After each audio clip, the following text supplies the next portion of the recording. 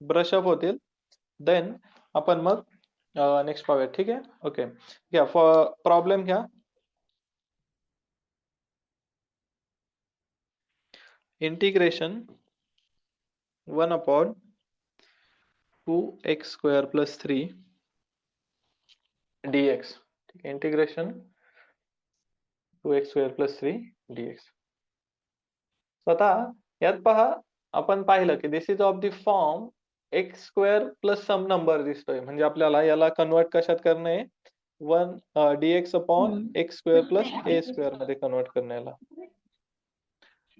कशात कन्वर्ट करणे आपल्याला, dx अपॉन x² + a² मध्ये. त्यासाठी आपण काय करतो, जो काही x² चा कोएफिशियंट असेल तो डिनॉमिनेटर मधनं काय घेणार, आपण कॉमन घेणार त्याला. ठीक आहे, डिनॉमिनेटर मधनं कॉमन घेणार आहे. चला घेऊयात कॉमन.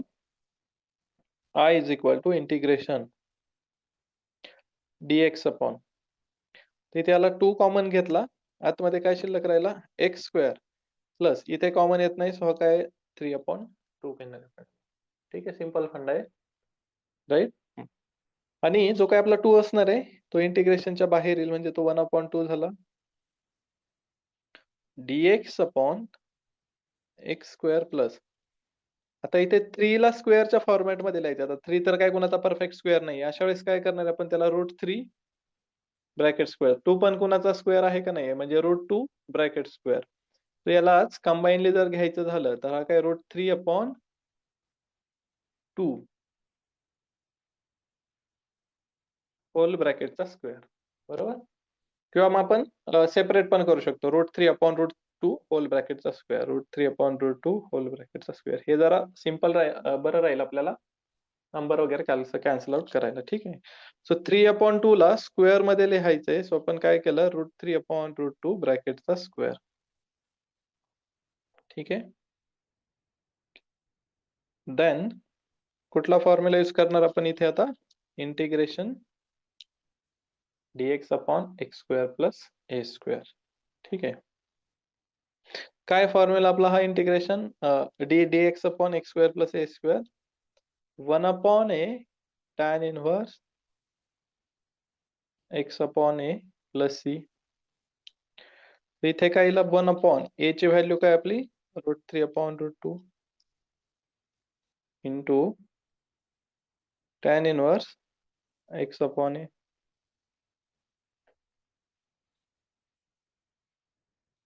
प्लस इथं काय काय कॅन्सल होते पहा, इथं √2 आहे. इथे जर पाहिलं 1/, फ्रॅक्शन आहे तो वरती गेला, 1/2 ॲज इट इज. हा √2 कुठे जाईल आपला, वरती जाईल, divided by √3 into tan inverse. इथे पण जो काही √2 आहे तो पण काय होणार आहे आपला, वरती जाणार आहे,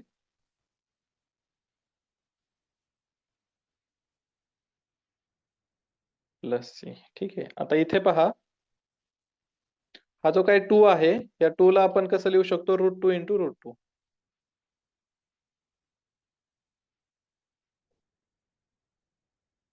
इथे हा √2/√3 याला आपण √2/√2 इंटू √2 काय लिहिलंय माहितीये का, कारण इथला एक रूट आपल्याला कॅन्सल आउट करायचंय, त्यामुळे आपण त्याला √2 इंटू √2 लिहिले. कळलं. आता आपण एकदम काय म्हणतो, स्टेप बाय स्टेप चाललोय, नंतर जेव्हा तुम्हाला क्लिअरन्स येईल आपण एकदम फास्ट मध्ये किंवा आरामात जाणार आहे. ठीक आहे. इंटू tan इनवर्स √2x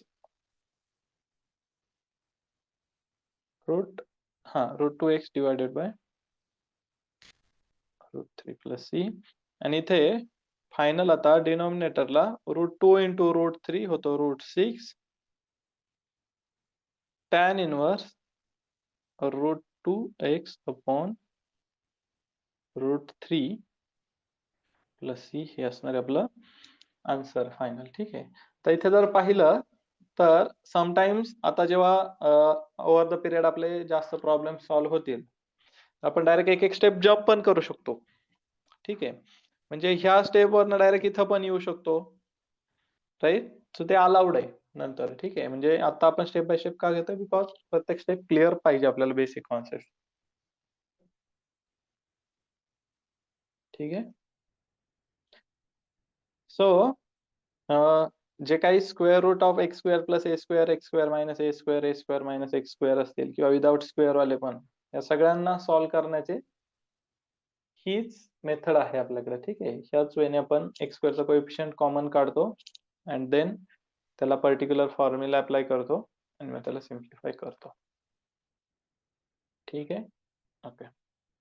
आता आज आपण एक इम्पॉर्टंट किंवा एक जनरलाइज फॉर्म्युले पाहणार आहेत, ज्याचा उपयोग काय होणार आहे आपल्याला, की पुढं जेव्हा एक्स प्लस बी किंवा कंपोजिट टाइपचे जर फंक्शन्स आले सोपे सोपे, सगळेच नाही पण सोपे सोपे काही फॉर्म्युले पाहणार आहे आपण, एक लॉजिक समजून घेणार आहे, तर ते आपल्याला डिरेक्टली सॉल्व्ह करता येईल. ठीक आहे, म्हणजे प्रत्येक वेळेस सबस्टिट्यूशन वगैरे यूज करायची गरज नाही. ठीक आहे, हा. तर इथे हेडिंग टाका, इंटिग्रेशन ऑफ कंपोजिट फंक्शन्स.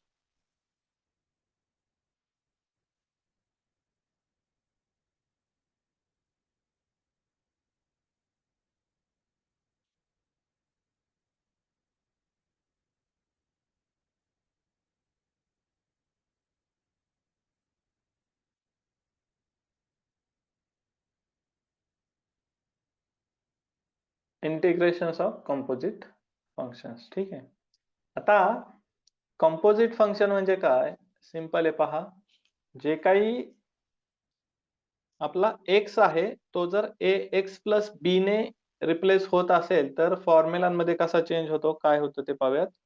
ठीक आहे, म्हणजे आता काय, फॉर एक्झाम्पल जर माझा एक्स ला रिप्लेस केलंय ए एक्स प्लस बी ने, तर आपल्या फॉर्म्युल्यामध्ये काय चेंज होणार आहे ते पहा. आपला फॉर एक्झाम्पल पाहूयात, integration A E raise to X घेऊयात.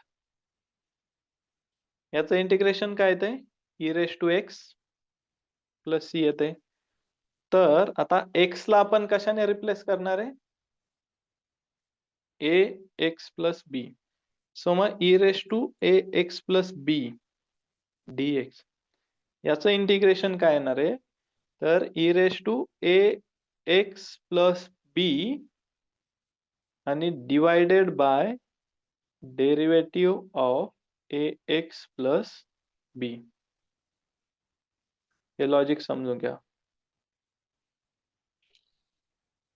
ठीक आहे, आपण पहा, ई रेस टू एक्सचं integration e raise to x येतं, सो ई रेस टू एक्सचं ए एक्स प्लस बीचं integration e raise to a x plus b as it is, आणि याला एक ऍडिशनल टर्म कुठली, derivative of A x plus b, ह्या टर्मने divide केलंय.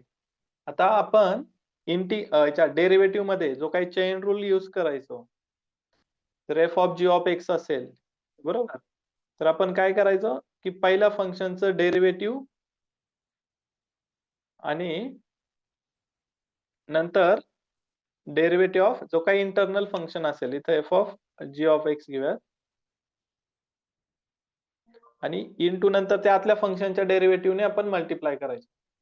सो डेरिव्हेटिव्ह घेत असताना मल्टिप्लाय करायचं, सो इंटिग्रेशनने त्या इंटिग्रेशन घेत असताना त्या डेरिव्हेटिव्हने काय होणार आहे, डिवाइड होणार आहे. सेम लॉजिक सेम रूल प्रत्येकाला आपल्याला अप्लाय करायचे प्रत्येक ठिकाणी. ठीक आहे, सेम लॉजिक सेम रूल. आता कसं करायचंय, काय करायचंय पाहूयात.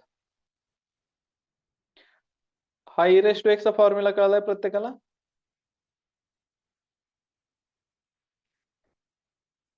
ए रेस टू एक्स झालं, तर ए रेस टू एक्स पाहूयात. मग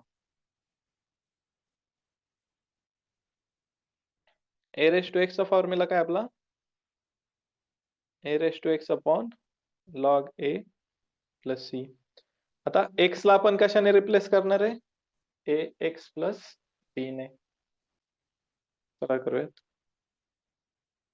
एक्स ला रिप्लेस केलं ए एक्स प्लस बी ने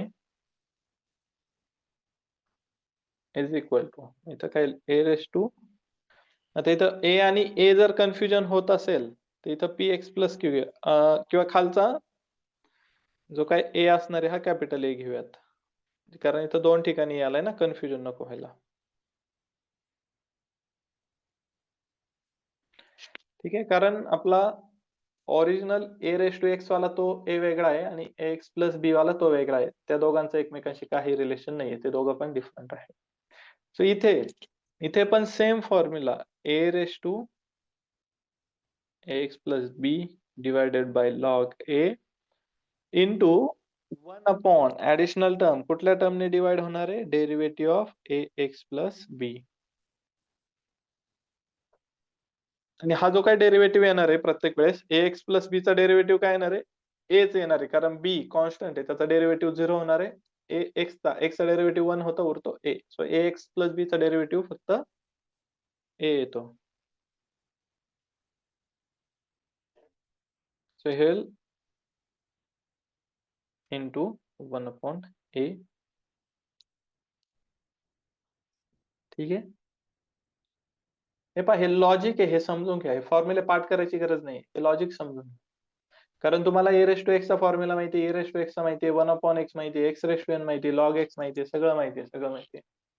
राईट. तर हे लॉजिक समजून घ्या. आपल्याला फक्त फॉर्म्युला अपडेट करायचंय की ऑटोमॅटिक सेम वेने आपण त्याला हे करणार. ठीक आहे.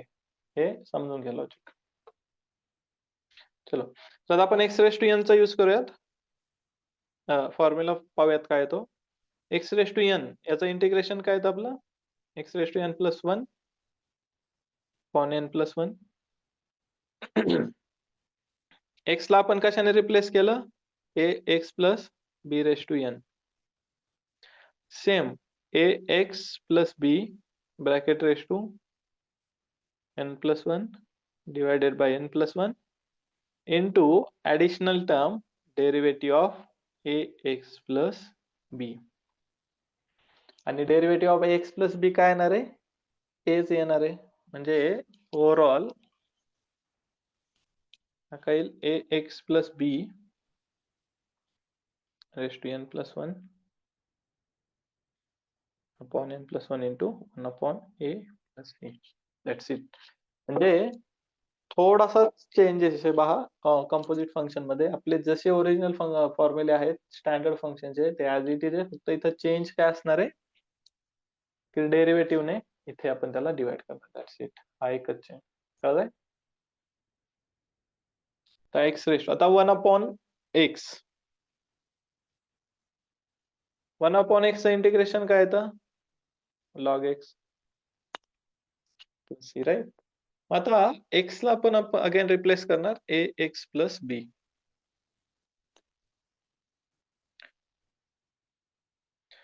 याचं इंटिग्रेशन काय येईल मग? Log X plus B into additional term 1 upon derivative of A x plus B plus C. आणि derivative of x plus B किती येईल? सिम्पली आपला ए येईल. So log X plus B upon ए प्लस सी. ठीक आहे. तर हे प्रत्येक फंक्शनच्या बाबतीत ट्रू आहे. हे स्टँडर्ड फंक्शन्स असतील, then sine X cos X सगळे ट्रिग्नोमेट्रिक फंक्शन्स असतील, इनव्हर्स ट्रिग्नोमेट्रिक फंक्शन्स असतील. ठीक आहे. तर एखादं ट्रिग्नोमेट्रिक घेऊयात, फॉर एक्झाम्पल साइन एक्स घेऊयात. ठीक आहे. इंटिग्रेशन साइन एक्स डीएक्स काय येतं? Minus cos x plus c. तर आता एक्स ला जर आपण रिप्लेस केलं ए एक्स प्लस बी ने काय येणार? Minus cos x plus b. Additional काय येईल? Divided by derivative of x plus b. आणि पुढे काय येणार आपला सी. म्हणजे हा काय minus cos a x plus b divided by a c. ठीक आहे. तर आता या फॉर्म्युला बेस आपल्याला काही प्रॉब्लेम सॉल्व्ह करायचे आहेत. या फॉर्म्युलांच्या बेस आपल्याला काही प्रॉब्लेम सॉल्व्ह करायचे आहेत. ठीक आहे. हे लॉजिक समजून घ्या फक्त. बाकी फॉर्म्युला हे काही विशेष सेपरेट पार्ट करायची गरज नाही. लक्षात घ्या. कारण जर तुम्ही प्रत्येक मेथड प्रत्येक फॉर्म्युला समजून न घेता जर पाठ करत बसलात ऍट द एंड डोक्यात सगळं कन्फ्युजन होईल आणि त्या कन्फ्युजनने काय होईल की काहीच समजणार नाही. ठीक आहे. घेऊयात मग आता एक्झाम्पल्स.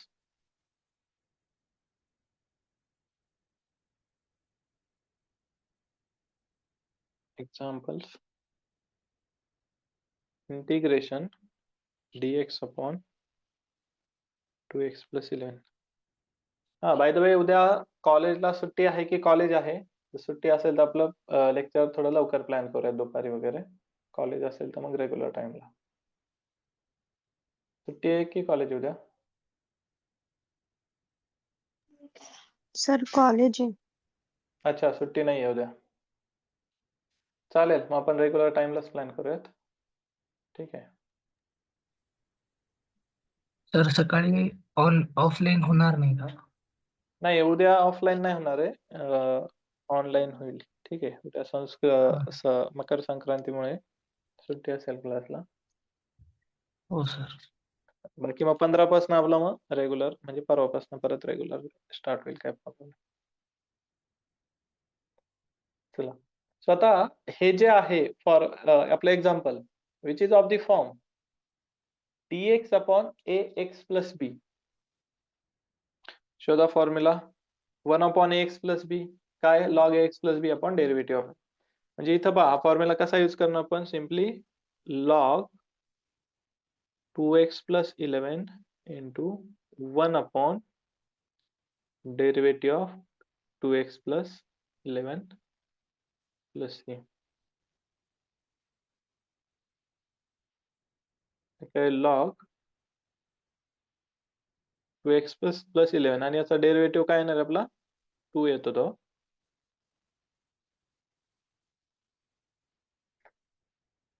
That's it. हे असले क्वेश्चन येतात 2-2 मार्क्सला. हा 2 मार्क्सला आलेला आहे, 4 वेळा आलाय. ठीक आहे. हे असले क्वेश्चन येतात 2-2 मार्क्ससाठी. लॉजिक समजून घ्या प्रॉपर, एकदम इझी. ह्या टाईपचा क्वेश्चन येतोच, बऱ्याच वेळा येतो. ठीक आहे. अजून एक प्रॉब्लेम सेम टाईपचा, 3x प्लस 5. हा पण 4-5 वेळा आलेला आहे. सेम काय? Log 3x plus 5 into 1 upon derivative of 3x plus 5 plus c. आणि 3x प्लस 5 चा डेरिव्हेटिव्ह काय येईल? 3 येईल. So divided by 3 c. समजतंय? काही समजत नसेल तर विचारत चला. ठीक आहे. म्हणजे काय की हाईड करू नका स्वतःला. प्रॉपर एखादी कॉन्सेप्ट नाही कळली, काय होतं माहितीये का? तर मॅथ्सचं कसं असं, आपण म्हणतो ना की बेसिक वीक आहे, बेसिक वीक आहे, बेसिक वीक आहे. हे बेसिक वगैरे काही नसतं. जे काही बेसिक आहे ना, ते कधी ना कधी तुम्हाला ऍज मेन कोर्स म्हणून असं, म्हणजे काय, जे तुम्ही फर्स्ट स्टँडर्ड मध्ये शिकलात, ते फर्स्ट स्टँडर्ड मध्ये तुम्हाला बेसिक नव्हतं, तो तुमचा मेन कोर्स होता. जेव्हा तुम्ही सेकंड स्टँडर्ड मध्ये गेलात तेव्हा ते फर्स्ट स्टँडर्ड तुम्हाला बेसिक वाटायला लागलं, राईट ना? म्हणजे आपण म्हणतो की बेसिक वीक आहे, बेसिक वीक वगैरे काय नसतं. आपण काय करतो की जी कॉन्सेप्ट आता सुरू आहे ती समजून न घेता नेक्स्ट कॉन्सेप्ट वरती उडी मारतो, आणि जेव्हा मागच्या कॉन्सेप्टचा कुठेतरी रेफरन्स येतो त्याला आपण म्हणतो बेसिक. मग आपण म्हणतो की माझा बेसच कच्चा आहे, त्यामुळे मला समजत नाही, हे नाही ते नाही, राईट? सो प्रॉब्लेम काय होतो की प्रत्येक छोटी छोटी कॉन्सेप्ट क्लिअर करायची. आपण काय करतो तिथं थोडंसं दुर्लक्षित करतो. ठीक आहे, हे नाही समजत ना, ते मी पाठ करायला चला नेक्स्ट चालू. हे नाही समजत ना, ते पाठ करून ऍट द एंड नंतर असंच येतं की आपण खूप साऱ्या बेसिक छोट्या छोट्या गोष्टी स्किप करत पुढे आलेलो असतो. नंतर मग त्याच्यावरती पुढे फर्दर सर्वाइव्ह करणं थोडंसं अवघड होऊन जातं. ठीक आहे.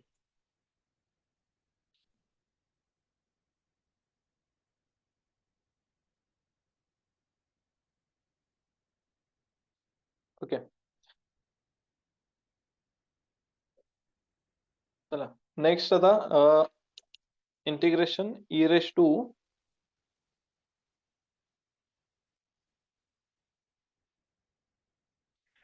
7x minus 2. Again, this is of the form e raised to ax plus b. Show the same logic. E raised to x plus b चा फॉर्म्युला काय? e raised to x plus b into derivative of x plus b.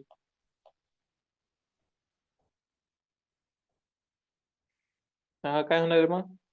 e raise to 7x minus 2 into 1 upon derivative of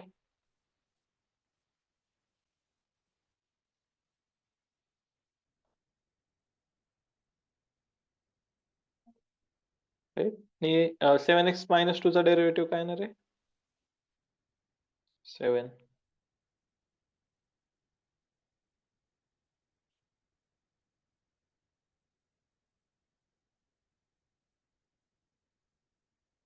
ठीक आहे. हा पण question 2 मार्क्सला आलेला आहे.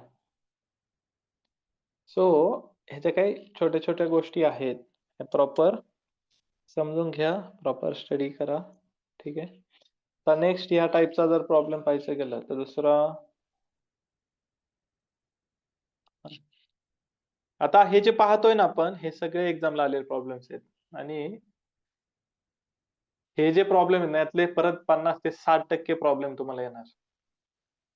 Unit taste असेल नाही तर फायनल एक्झाम असेल. आता जे जुने मेंबर आहेत त्यांना अनुभव असेल, त्याने त्यातल्या त्यात जे काही टेस्ट वगैरे क्वेश्चन असतात, 50-60% तेच क्वेश्चन येतात. ठीक आहे. म्हणजे तो एक पॅटर्न असतो, तो एक ठरलेला लॉजिक असतं. ठीक आहे. ओके. तर नेक्स्ट आहे integration x square minus e raise to 3x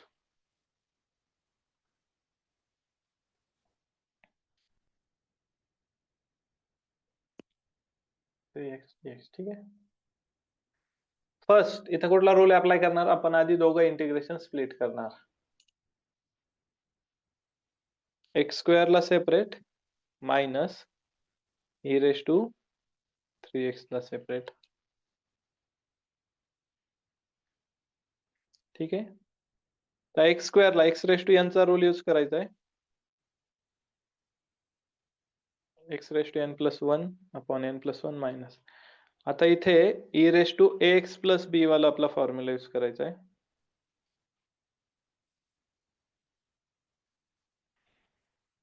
आता एखादं म्हणाल सर इथं 3x आहे, b कुठे आहे? b ला 0 घ्या, राईट.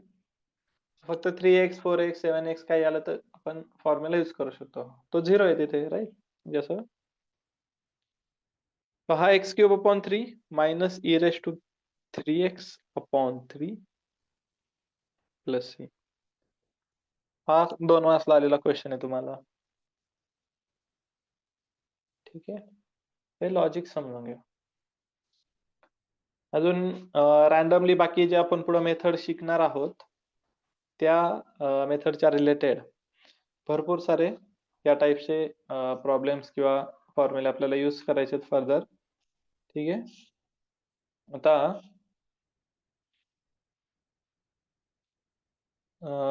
त्यानंतर आपली आता नेक्स्ट मेथड आय थिंक आज नको स्टार्ट करायला. आपल्याला आता हे बेसिक सगळे फॉर्म्युले वगैरे सगळं कव्हर झालंय आपलं. ठीक आहे. आपल्याला नेक्स्ट मेथड पाहिजे सबस्टिट्यूशन वगैरे, सो ती आज आपण तर सुरू नाही करणार आहे. सो या रिलेटेडच अजून 1-2 प्रॉब्लेम्स पाहूयात. हा, वन मोर प्रॉब्लेम आहे.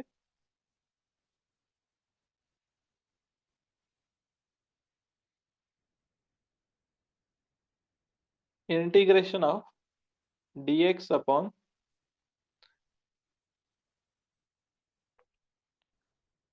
Fourth root of 2 minus 3x आणि आतमध्ये ब्रॅकेटचा cube. dx upon fourth root of minus 3x whole ब्रॅकेटचा क्यूब. आता इथं आपण काय करतो की बरेच रूल अप्लाय कर, फॉर्म्युले अप्लाय होतात का काय करतो, म्हणजे ट्राय करतो. बट इथं सिम्पल आहे. याला सगळं जे आहे ते त्या 2x minus 3 whole bracket raise to एका पॉवर मध्ये कन्वर्ट करायचंय. कसं करायचं पहा. फोर्थ रूट म्हणजे किती पॉवर असते आपली? 1/4. सो आधी इथे फोर्थ रूट ला पॉवर मध्ये कन्वर्ट करा. हा क्यूब ऍज इट इज, आणि ही फोर्थ रूट ची पॉवर 1/4. राईट. आता जेव्हा पॉवरची पॉवर असते तेव्हा त्या दोघांमध्ये काय येतं? मल्टिप्लिकेशन होतं. जेव्हा पॉवरची पॉवर असते दोघांमध्ये काय होतं? मल्टिप्लिकेशन. म्हणजे ह्या दोघांचं जर मल्टिप्लिकेशन झालं तर 2 मायनस 3x इथे काय होईल? 3/4. तर जेव्हा डिनॉमिनेटरला असते ती न्यूमरेटरला गेली तर तिचं साइन चेंज होतं. सो इथे प्लस आहे, न्यूमरेटरला गेली तर ती काय होणार आहे? मायनस.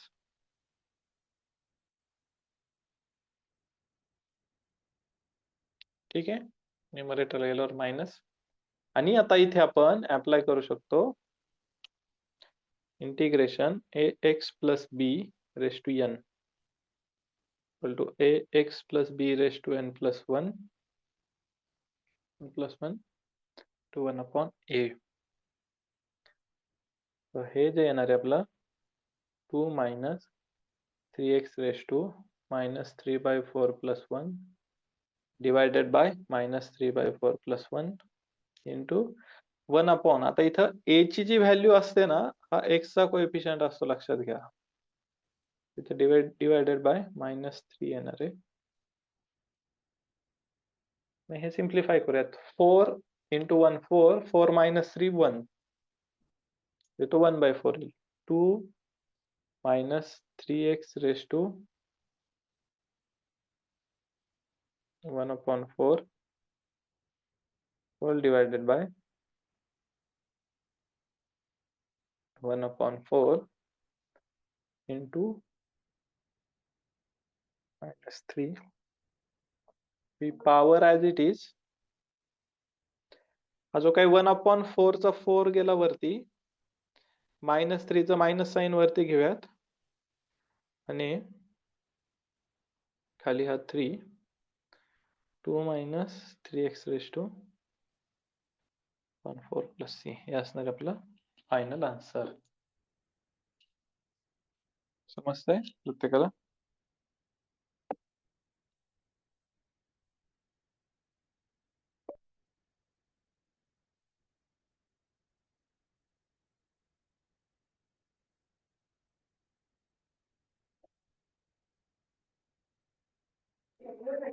सर, हे परत एकदा येस, समजून सांग. हे परत एकदा समजून सांगा ना, एक्झाम्पल. ठीक आहे चालेल. हे राईट डाऊन करून झाले प्रत्येकाचा? ठीक आहे, चला. आता पहा, सिंपल आहे. 1 बाय 1 जाऊयात आपण. याला आपल्याला काय करायचंय, ब्रॅकेटच्या पॉवर मध्ये कन्वर्ट करायचे. ठीक आहे. सो आपण फर्स्ट ऑफ ऑल सगळ्यात आउटर मोस्ट पॉवर म्हणजे सगळ्यात बाहेर काय आहे ते पाहणार आहे. सगळ्यात बाहेर काय आपलं 4th रूट आहे. तर जेव्हा आपल्याला माहिती आहे स्क्वेअर रूट असेल तर पॉवर 1/2 असते, क्यूब रूट असेल तर पॉवर 1/3 असते, 4th रूट असेल तर power 1/4 and so on. nth root असेल तर पॉवर 1/n. हे जनरलाइज स्टेटमेंट आहे. ठीक आहे. सो आता आपल्याकडे 1 म्हणजे 4th पॉवर आहे. सो त्या 4th पॉवरला म्हणजे त्या जे काही रूट आहे त्या रूटला आपण कसल्या फॉर्मॅट मध्ये लिहिला? पॉवरच्या फॉर्मॅट मध्ये लिहिला. ठीक आहे. त्यानंतर a raise to m raise to n जर असेल, म्हणजे ऑलरेडी एक पॉवर आहे आणि त्याची परत पॉवर, तर त्या पॉवरचे दोघांचं मल्टिप्लिकेशन होतं m into n. इथे एक 3 आहे, एक 1/4 आहे, तर त्या दोघांचं मल्टिप्लिकेशन 3 into 1/4 होणार. तो काय झाला आपला 3/4. सो इथं पॉवर किती आली आपली 3/4. इथपर्यंत ओके. मग आता जेव्हा पॉवर एखादी डिनॉमिनेटरला असते, for example 1 upon x square असेल, हा x स्क्वेअर वरती गेला तर पॉवर काय होणार आहे? -x स्क्वेअर होतो त्याचा, बरोबर.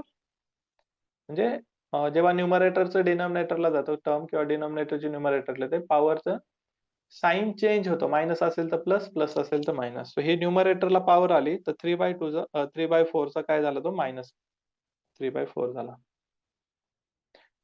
यानंतर मग आपण आपला जनरल फॉर्म्युला यूज केला, ax plus b raise to n. काय आपला ax plus b raise to n plus 1 divided by n plus 1 आणि into derivative of ax plus b, तो a येतो, तो आपण डायरेक्टली घेतला. ठीक आहे. आणि आता मग इथं पॉवरला काय -3/4 प्लस 1. याला ह्या जर टर्म शफल केल्या तर हा 1 -3/4 येतो. याला जर कॅल्क्युलेट केलं 4 into 1 4 -3 डिवायडेड बाय 4 म्हणजे तो येतो 1/4. याची व्हॅल्यू किती आली आपली 1/4. इथे पण आणि इथे पण येईल. आणि हा जो काही -3 मल्टिप्लायला होता तो ऍज इट इज. ठीक आहे. आता नेक्स्ट जेव्हा डिनॉमिनेटरचा पण डिनॉमिनेटर येतो